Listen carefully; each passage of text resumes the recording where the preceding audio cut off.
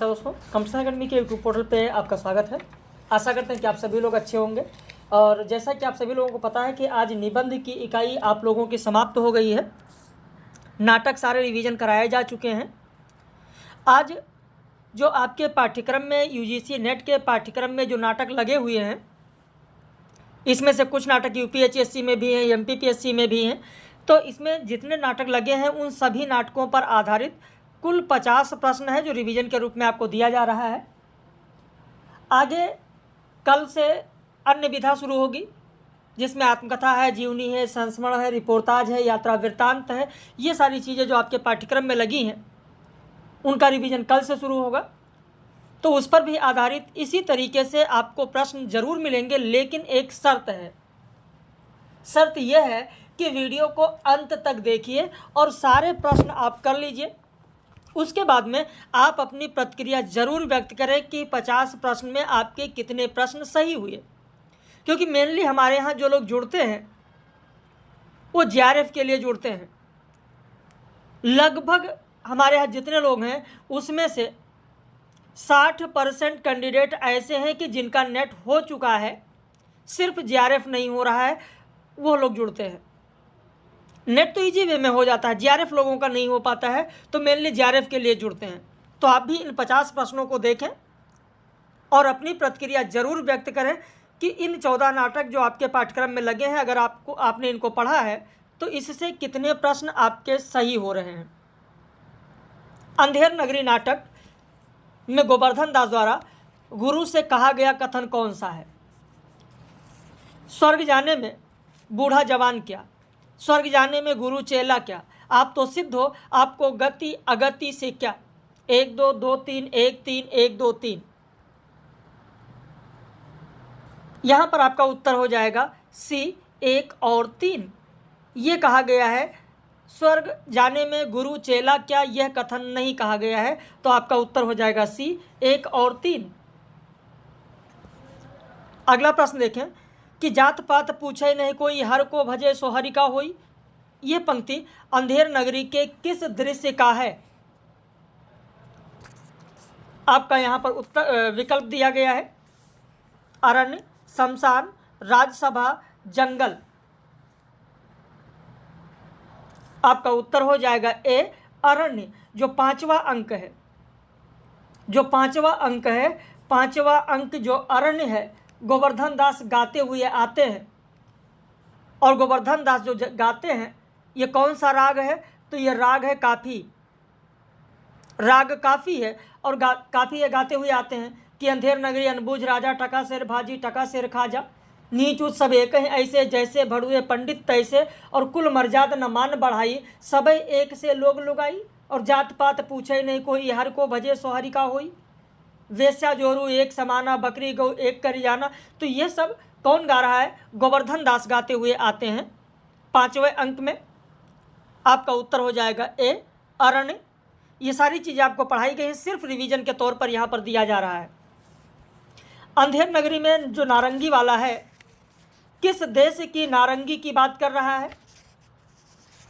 बांग्लादेश, नेपाल, पाकिस्तान, भूटान। विकल्प है 1 2 2 3 1 3 1 2 1 2 3 2 3 4 उपर्युक्त सभी। आपका उत्तर हो जाएगा ए 1 और 2। भाई नारंगी वाला ये तो कहता कि नारंगी ले नारंगी, सिलहट की नारंगी, बुटवल की नारंगी। सिलहट कहाँ है? बांग्लादेश में। बुटवल कहाँ है? नेपाल में है। फिर रामबाग की नारंगी, आनंद बाग की नारंगी, भाई नींबू से नारंगी। मैं तो पिए के रंग नारंगी, मैं तो भूली लेकर संगी, नारंगी ले नारंगी। तो ये गा रहा है, तो जिसमें बांग्लादेश और नेपाल की बात की गई, पाकिस्तान और भूटान नहीं। दूसरा है भारत दुर्दशा के दूसरे अंक की भूमिका में कौन कौन है? कौवा, चील, कुत्ता, सियार। 1 2 3 2 3 4 1 3 4 1 2 3 4। भारत दुर्दशा के दूसरे अंक की बात की गई है कि दूसरे अंक में कौन कौन है। तो दूसरा अंक जो है वो स्थान है शमशान, टूटे फूटे मंदिर है, वहाँ पर कौवा है। वहाँ पर कौवा है, वहाँ पर कुत्ते हैं, वहाँ पर सियार घूम रहे हैं, चील नहीं है। तो आपका उत्तर होगा 1 3 4। उत्तर हो जाएगा सी, 1 3 4।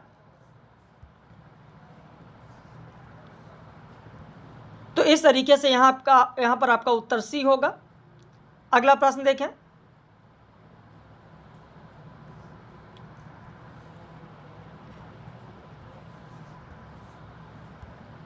अगला प्रश्न क्या दिया गया?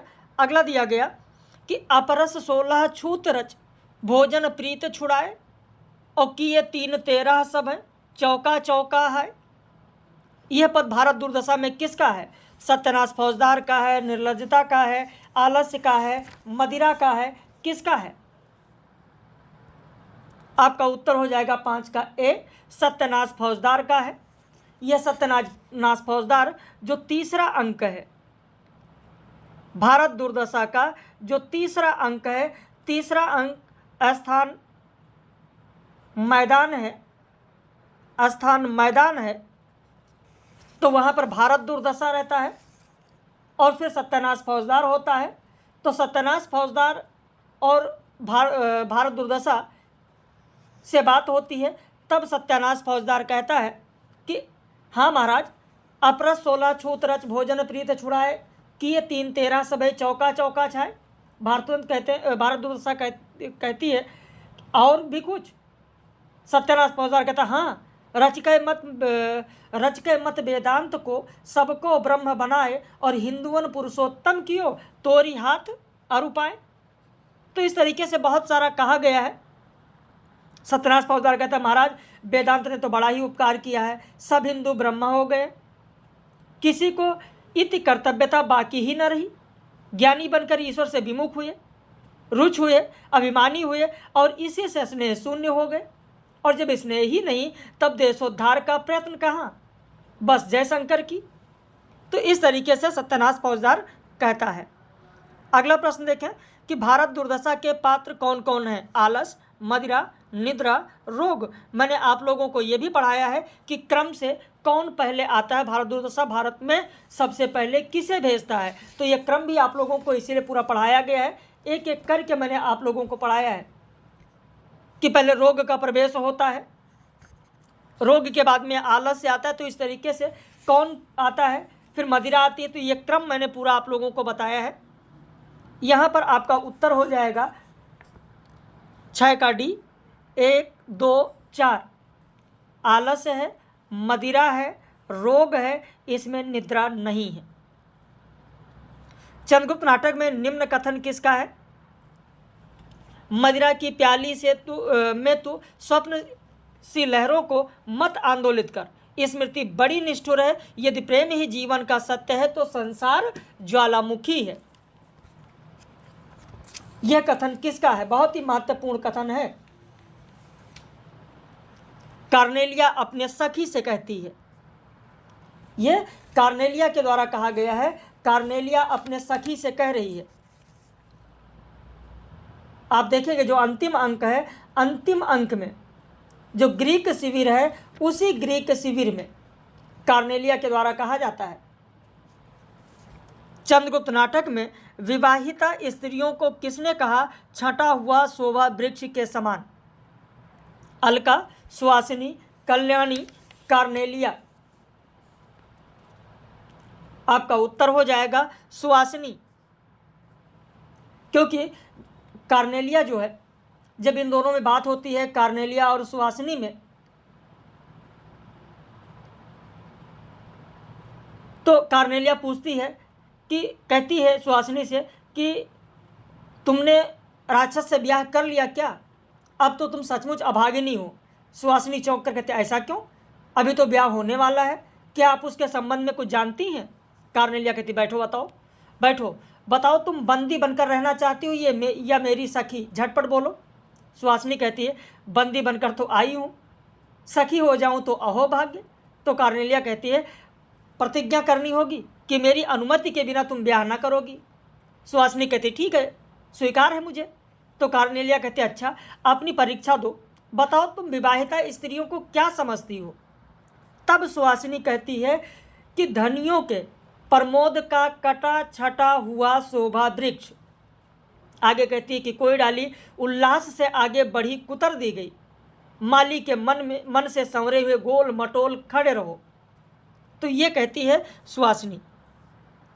चंद्रगुप्त नाटक में राक्षस को किसने पाप की मलिन छाया कहा है? आपका उत्तर हो जाएगा यहां पर सी, कार्नेलिया ने कहा है, क्योंकि राक्षस इसे पढ़ाने आता था, ब्राह्मण था। कार्नेलिया कहती है कि बड़ा ही निर्लोभी सच्चा ब्राह्मण था। तभी सेल्यूकस आ जाता है। कार्नेलिया कहते अरे पिताजी। सेल्यूकस कहता हाँ बेटी, अब तुमने अध्ययन बंद कर दिया, ऐसा क्यों? अभी तो राक्षस मुझसे कह रहा था। कार्नेलिया कहती पिताजी, उसके देश ने उसका नाम कुछ समझकर ही राक्षस रखा है, मैं उससे डरती हूँ। सेल्यूकस कहता अरे बेटी बड़ा विद्वान है, मैं उसे भारतीय प्रदेश का क्षत्रप बनाऊंगा।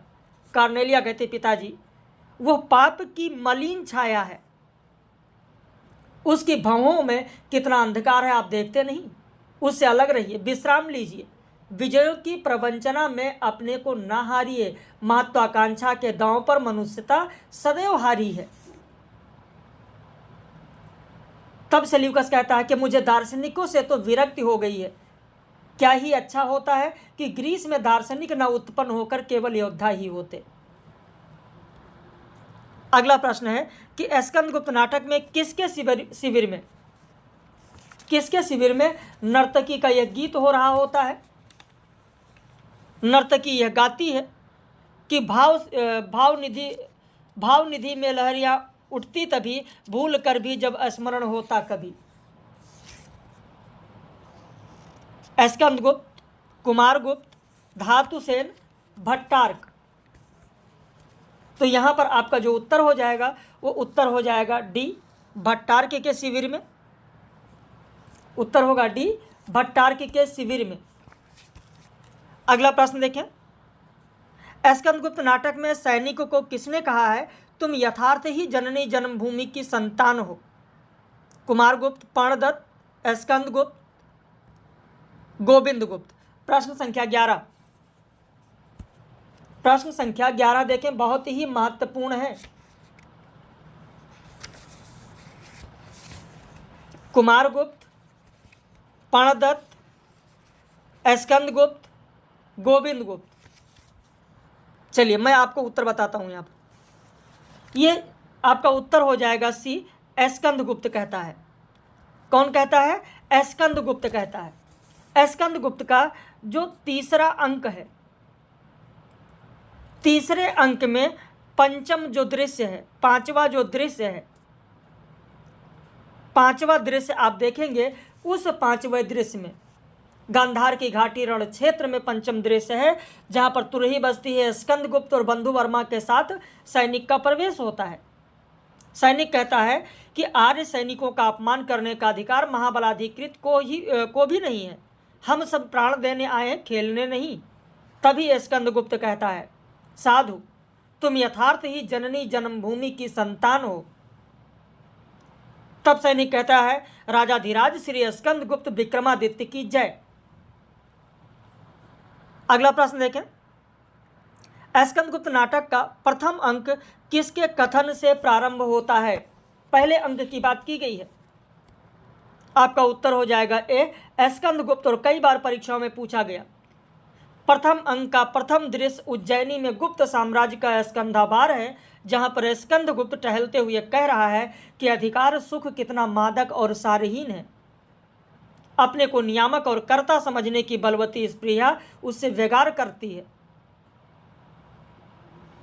तो यह कथन कई बार परीक्षाओं में पूछा गया है। ध्रुव स्वामिनी नाटक का पहला अंक किस गीत से समाप्त होता है? प्रश्न संख्या 13।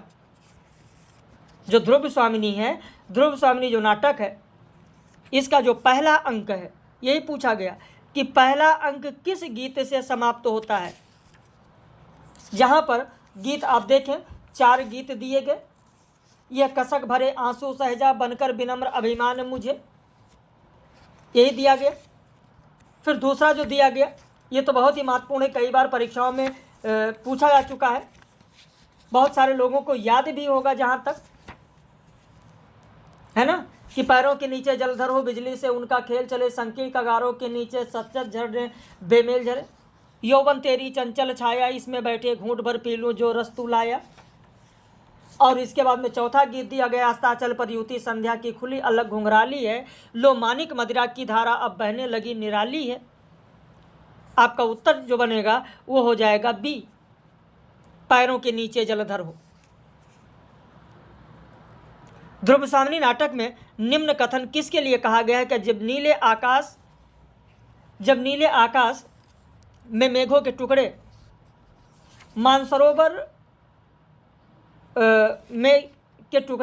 मानसरोवर में जाने वाले हंसों का अभिनय करेंगे, तब तू अपनी तकली पर ऊन काटती हुई कहानी कहेगी और मैं सुनूंगा।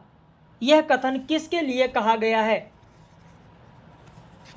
मैं एक कथन और बताया था, दो प्यार करने वाले हृदयों के बीच में स्वर्गीय ज्योति का निवास है।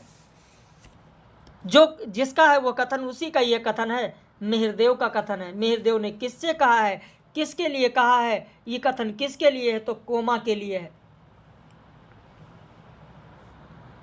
अगला प्रश्न, ध्रुवसावनी नाटक में चंद्रगुप्त नारी वेश में किसके सलाह पर जाना चाहता है नारी बनकर?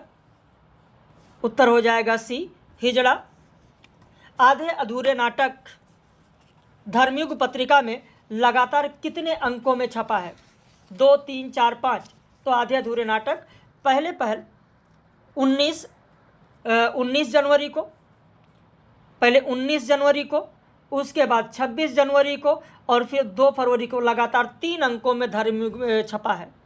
और 2 मार्च 1969 को दिल्ली की नाट्य संस्था देशांतर में इसे अभिमंचित किया गया था। आधे अधूरे में स्त्री पात्रों की संख्या कितनी है?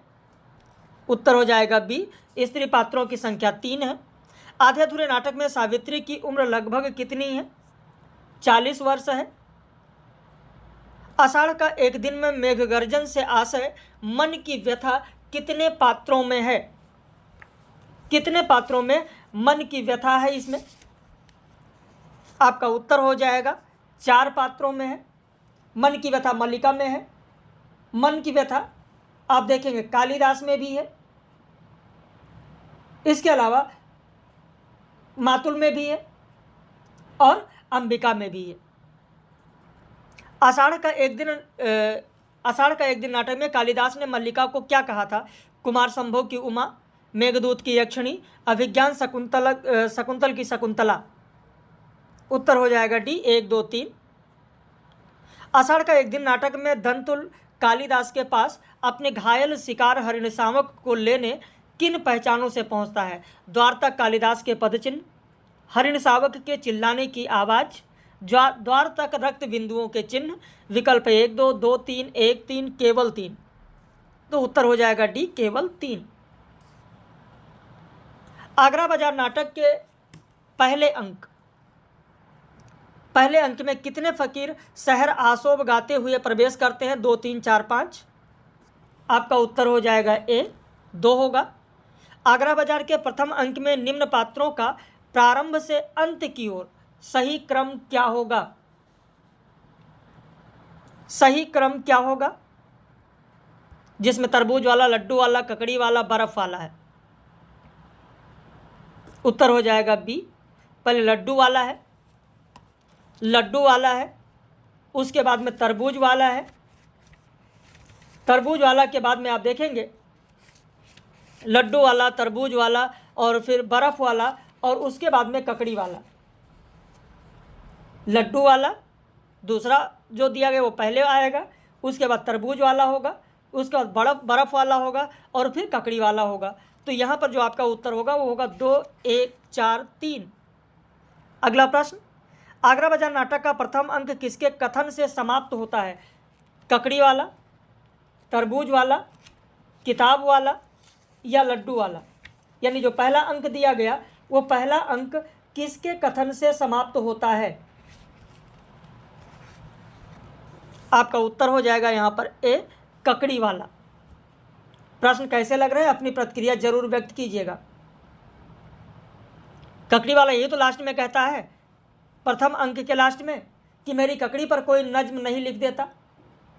और फिर बाहर जाने लगता है, लेकिन एकाएक उसे कुछ सोच कर चौंक पड़ता है और आवाज़ लगाता है, शाह साहब।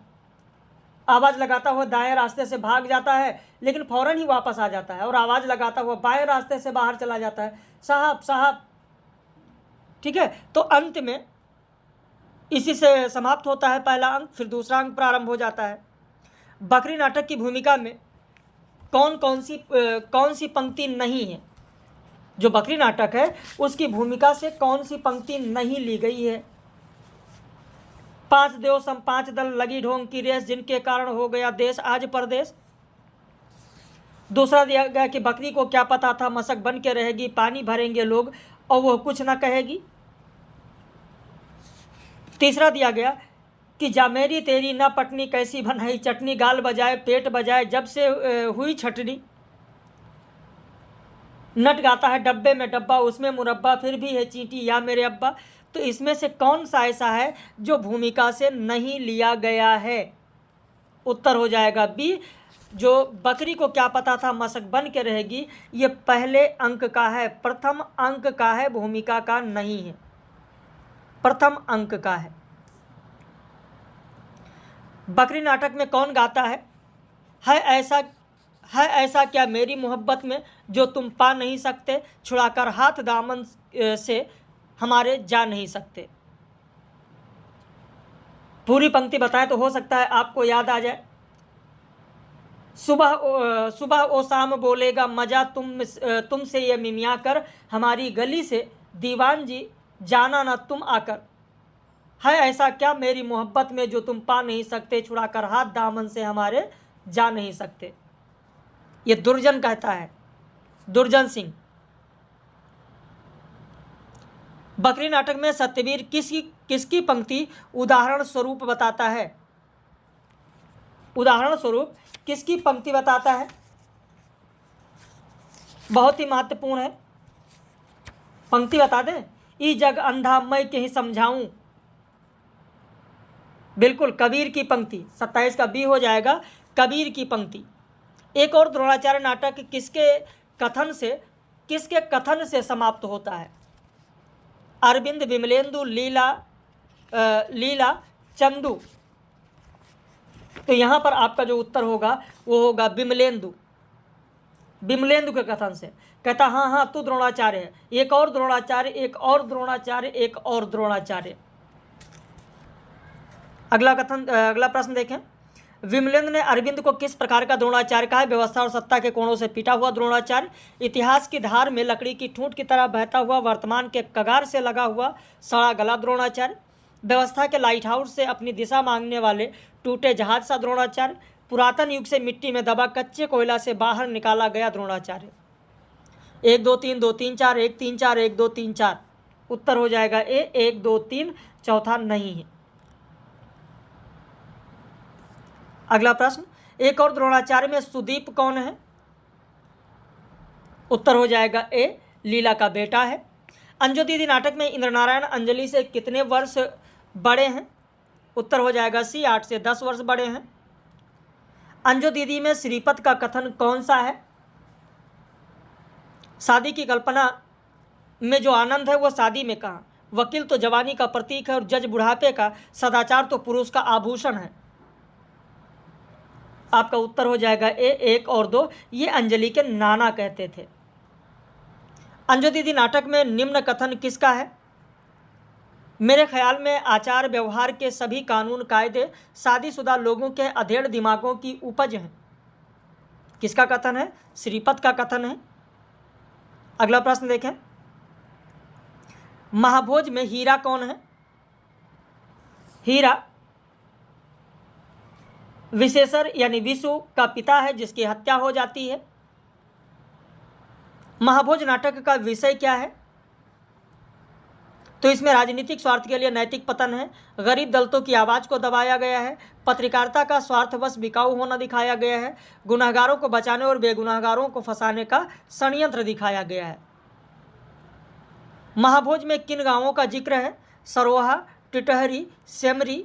विकल्प है 1 2 2 3 1 3 1 2 3। तो उत्तर हो जाएगा 1 और 2, सरोहा और टिटहरी। अंधा युग नाटक के अंतराल में शीर्षक के तहत क्या नहीं है? रथ, पंख, पहिए, पट्टियां। तो आपका उत्तर हो जाएगा ए, रथ। अंधा युग नाटक का चौथा अंक कौन सा है? भाई अंधा युग में सारे अंक और किस अंक के बीच अंतराल है, किस अंक में क्या कहा गया है, ये सारे जो कथन हैं वो सारी चीज़ें मैंने आप लोगों को कराया है। उत्तर हो जाएगा डी, गांधारी का 7 चौथा अंक है। अंधा युग में विदुर ने कहा कि यह किसने कहा है कि मर्यादा मत तोड़ो, तोड़ी हुई मर्यादा कुचले हुई अजगर सी है? गुरु द्रोण, भीष्म, अर्जुन, कृष्ण। 1 2 3 2 3 4, 1 2 4, 1 2 3 4। आपका उत्तर हो जाएगा सी, 1 2 4, अर्जुन नहीं। अंधा युग में गांधारी विदुर से कहती है कि इतने दिन के अंदर मेरे एक एक पुत्र एक एक कर मारे गए। कितने दिन की बात की गई है? 17 दिन। सिंदूर की होली नाटक में विषय क्या है? गुनहगार प्रवृत्ति को प्रोत्साहन दिया गया, सही है। विधवा का स्वरूप दिखाया गया, निर्दोष की हत्या दिखाया गया, निर्दोष और आदर्श प्रेम की बात की गई, यानी 1 2 3 4 सभी सही होंगे। सिंदूर की होली में मुरारीलाल के बारे में सही कथन कौन सा है? विधवा विवाह का पक्षधर है, डिप्टी कलेक्टर है, भ्रष्टाचारी है, चंद्रकला का पिता है। आपका उत्तर हो जाएगा बी, 2 3 4 सही है। विधवा विवाह का समर्थन नहीं, बल्कि कहीं नहीं दिखाया गया मुरारीलाल के बारे में। वो डिप्टी कलेक्टर है, भ्रष्टाचारी है, चंद्रकला का पिता है। सिंदूर की होली में मुरारीलाल का मुंशी कौन है? गफूर अली, करीमुद्दीन, जाहिर अली, माहिर अली। उत्तर हो जाएगा डी, माहिर अली है। सिंदूर की होली में मनोरमा का कथन कौन सा है? कला का आधार तो है विश्वास और शिक्षा का संदेह। विधवा विवाह हो रहा है लेकिन वैधव्य कहाँ मिट रहा है? पुरुष का सबसे बड़ा रोग स्त्री है और स्त्री का सबसे बड़ा रोग पुरुष। स्त्री का हृदय सर्वत्र एक है, क्या पूर्व, क्या पश्चिम, क्या देश, क्या विदेश। 1 2 3 2 3 4, 1 3 4, 1 2 3 4। उत्तर हो जाएगा आपका ए, 1 2 3। चौथा नहीं है क्योंकि यह मनोरमा का कथन नहीं है, चंद्रकला का है। निम्न पात्रों और नाटकों का सुमेलित जोड़ा कौन सा है? काशी, नजीर, अनुराधा, इवक राम। बकरी नाटक, एक और द्रोणाचार्य नाटक, महाभोज नाटक, अंजो दीदी नाटक। तो काशी महाभोज में है, काशी महाभोज में है। नजीर अंजो दीदी में है। अनुराधा एक और द्रोणाचार्य में है। इवक राम बकरी में है। तो इस तरीके से आपका जो उत्तर बनेगा वो हो जाएगा सी, 3 4 2 1। निम्न पात्रों और नाटकों का सुमेलित जोड़ा कौन सा है जिसमें मालविका, देवसेना, कोमा, मनोरमा, चंद्रगुप्त, स्कंदगुप्त, ध्रुव स्वामी, सिंदूर की होली? तो यहाँ पर सिंदूर की होली तो सबको पता है मनोरमा का है, तो डी में आप देखें ए बी सी डी चारों में यहाँ पर चौथा दिया गया। अब मालविका, देवसेना और कोमा, चंद्रगुप्त, स्कंदगुप्त और ध्रुव स्वामी, इसी में आपको मिलाना है। तो ये मिला हुआ है, मालविका चंद्रगुप्त, देवसेना स्कंदगुप्त, कोमा ध्रुव स्वामिनी, यानी 1 2 3 4। अगला प्रश्न देखें, चंद्रगुप्त नाटक में कौन सी घटना नहीं है? सिकंदर का आक्रमण, अलक्षेंद्र का आक्रमण, नंदकुल की पराजय, सेल्यूकस का पराभव। तो उत्तर हो जाएगा ए, सिकंदर का आक्रमण। आगरा बाजार नाटक में निम्न कथन किसका है? आत्महत्या करे मूर्ख, यानी के लिए संसार में बहुत से रास्ते खुले हैं। उत्तर हो जाएगा सी, ककड़ीवाला का कथन है। एक और द्रोणाचार्य के मूल पात्र उनके प्रतीकों का सही जोड़ा कौन सा होगा? विमलेंद्र, द्रोणाचार्य, लीला, प्रिंसिपल, अरविंद। तो यहाँ पर विमलेंदु सैनिक का प्रतीक है। प्रिंसिपल किसका प्रतीक है? लीला। तो लीला किसकी प्रतीक है? कृपी की। प्रिंसिपल भीष्म का, अरविंद द्रोणाचार्य का, यानी आपका उत्तर हो जाएगा सी। सिंदूर की होली नाटक में मनोरमा चंद्रकला से कितने वर्ष की छोटी है? उत्तर हो जाएगा 2 वर्ष की छोटी है। तो इस तरीके से ये 50 प्रश्न थे। बाकी आप अपने मित्रों को बता सकते हैं। 11 दिसंबर को आप लोगों की परीक्षा है, परीक्षा दीजिए, आप सफल होइए, आगे बढ़िए और कोशिश करिए कि ज़्यादा से ज़्यादा कोशिश यही करिए कि अगर आपकी एज है तो JRF आप ज़रूर क्वालिफाई हों। बाकी जो लोग तैयारी करना चाहते हैं अपने मित्रों में आप ज़रूर बता दीजिए, वीडियो को ज़्यादा से ज़्यादा शेयर करिए। और अगर जुड़ना चाहते हैं MPPSC के लिए जिसमें अभी समय है तो इस नंबर पर आप संपर्क कर सकते हैं। RPSC UPHSC के लिए भी अभी कोई डेट नहीं आई है, उसके लिए भी जुड़ना चाहते हैं तो इस नंबर पर आप संपर्क कर सकते हैं। बाकी हम लोग फिर मिलेंगे ऐसे ही महत्वपूर्ण प्रश्नों के साथ, लेकिन अपनी प्रतिक्रिया आप लोग जरूर व्यक्त करें।